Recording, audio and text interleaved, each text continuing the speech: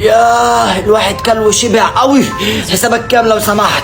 تمام يا فندم، حضرتك كده اكلت رز وحمام وسلطات 320 وزود عليهم 30 جنيه تبس. ميرسي جدا لحضرتك، كده كله 350.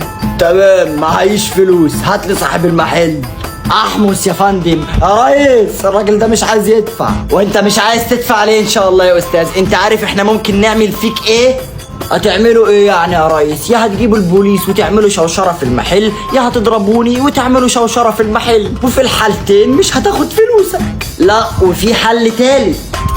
ان انا اكنس وامسح واغسل وكده حق الفلوس. لا ما ينفعش معايا، بس في حل تاني اسهل، ان انا اعمل كده.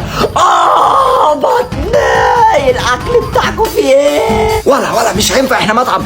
خلاص امشي، مش عايز منك حاجة. عايز فلوس. بطني شكلي اتسممت عندكم. هديك 100 جنيه وامشي. لا ما تنفعنيش. مفيش حاجة يا جماعة، مفيش حاجة. طب عاوز كام؟ 320 جنيه. طب وطي صوتك. حاضر هديهم لك. وزود عليهم 30 جنيه تبس. ماشي خد 350 اهي.